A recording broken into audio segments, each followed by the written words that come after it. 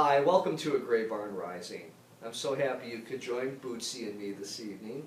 I'm reading the poems of Theodore Roethke, a poet who was born in Saginaw, Michigan in 1908, and he left the body in 1963. Roethke is a really profound poet, exerted significant influence on American poetry, and also on his students.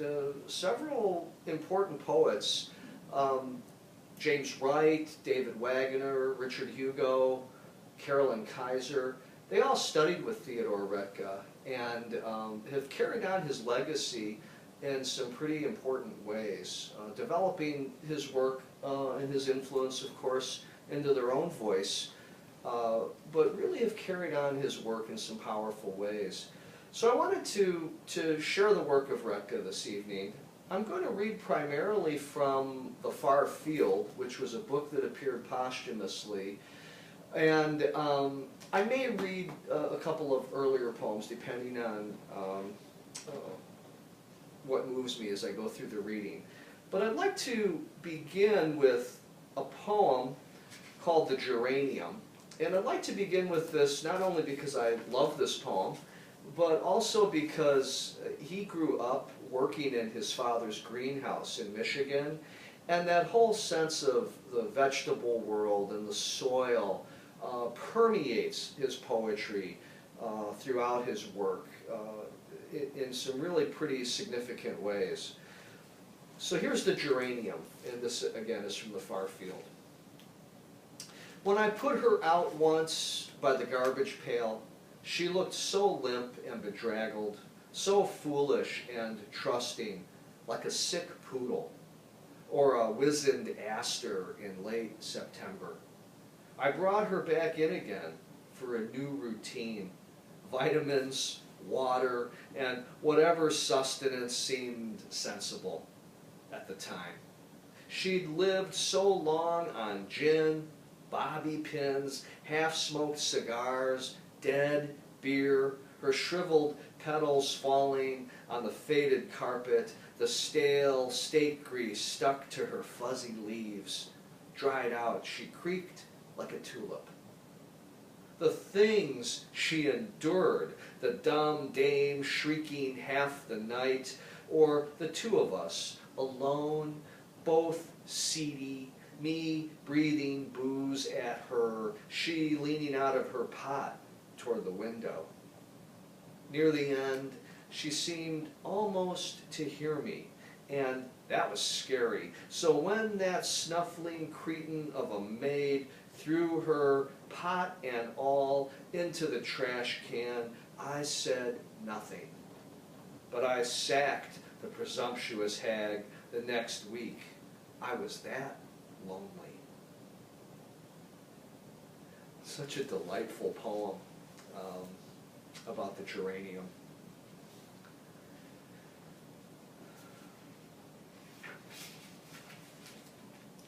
Another poem from The Far Field entitled Elegy. Her face like a rain-beaten stone on the day she rolled off with the dark hearse and enough flowers for an alderman.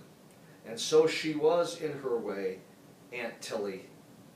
Sighs, sighs, who says they have sequence? Between the spirit and the flesh, what war? She never knew. For she asked no quarter and gave none. Who sat with the dead when the relatives left? Who fed and tended the infirm, the mad, the epileptic?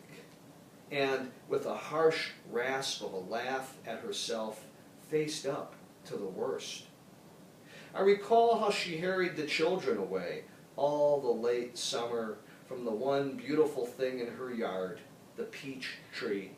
How she kept the wizened, the fallen, the misshapen for herself, and picked and pickled the best to be left on rickety doorsteps.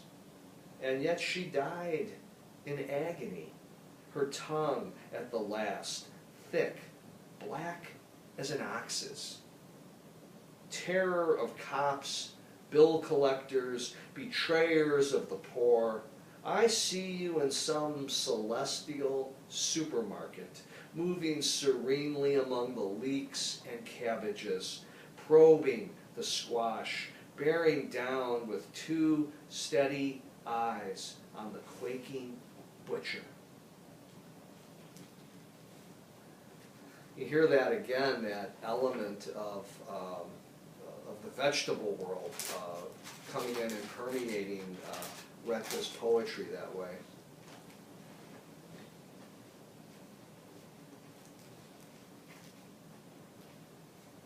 Here's a poem with a much different tone called The Moment. We pressed the ice of pain and came to a dark ravine, and there we sang with the sea, the wide, the bleak abyss, shifted with our slow kiss. Space struggled with time. The gong of midnight struck the naked absolute. Sound, silence sang as one. All flowed without, within. Body met body. We created what's to be. What else to say? We end in joy.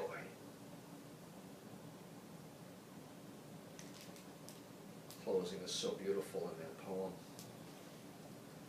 I think I will read an older poem of his, one of his more famous poems, The Waking, which is a villanelle, written in the form of a villanelle.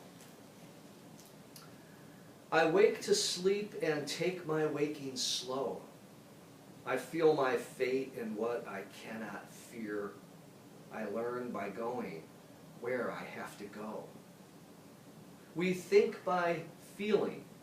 What is there to know? I hear my being dance from ear to ear. I wake to sleep and take my waking slow.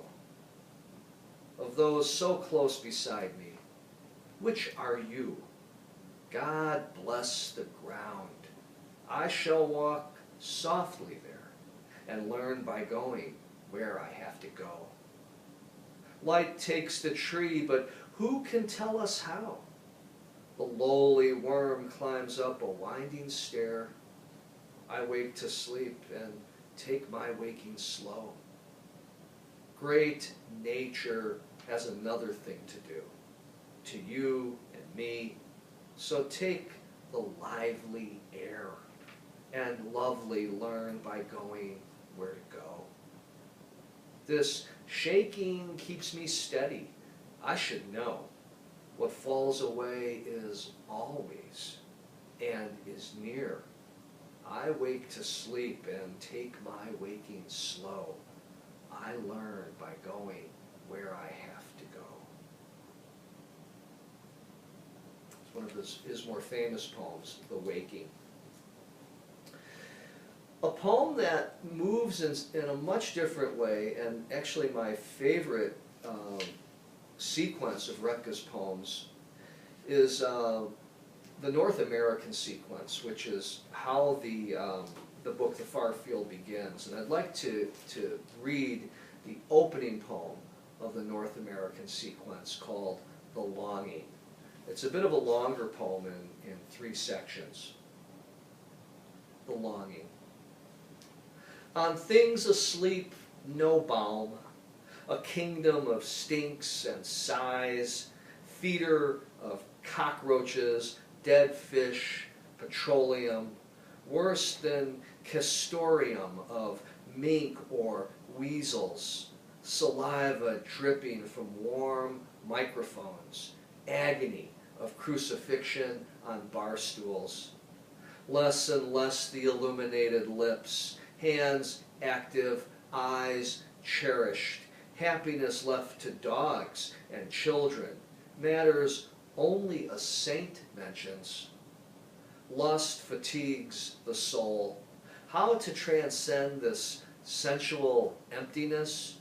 Dreams drain the spirit if we dream too long. In a bleak time, when a week of rain is a year, the slag heaps fume at the edge of the raw cities. The gulls wheel over their singular garbage. The great trees no longer shimmer, not even the soot dances.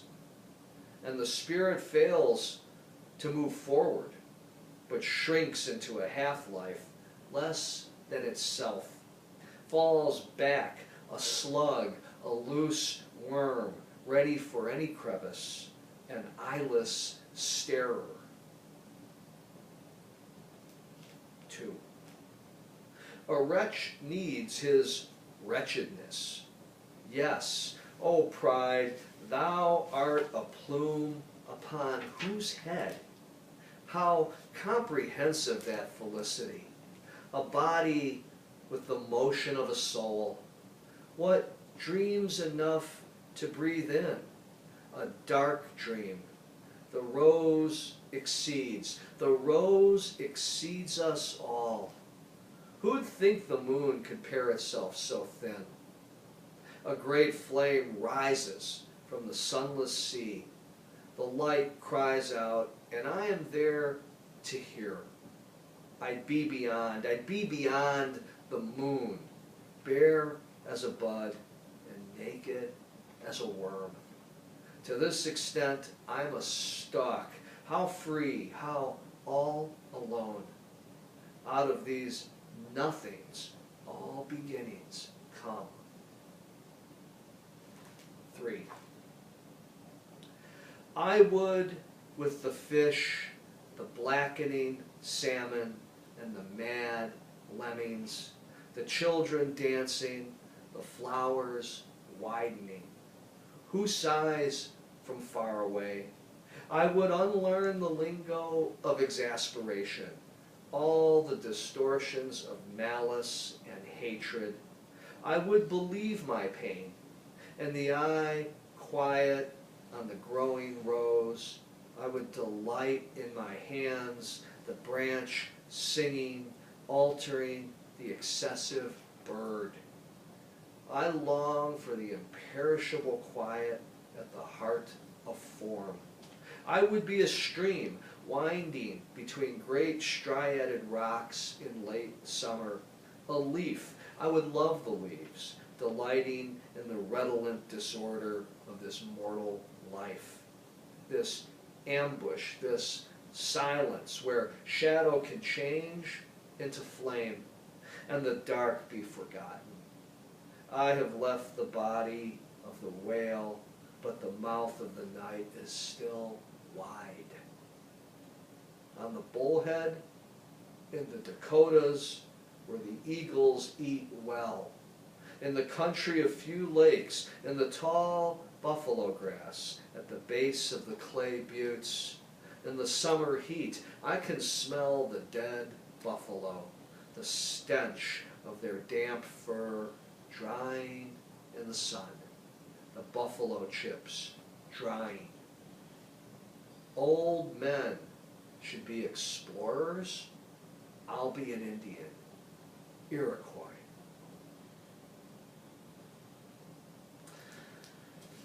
I think you hear again the sense of the vegetal and animal worlds both in that poem coming together. But also one of the really interesting things about a Roethke poem is that it tends to move out into the world, but in that movement and description outward, it simultaneously achieves a great transparency, and the poem also then begins to move inward on an inward journey.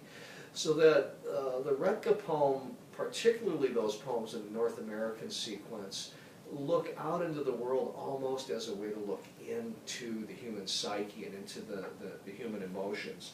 As a matter of fact, there's another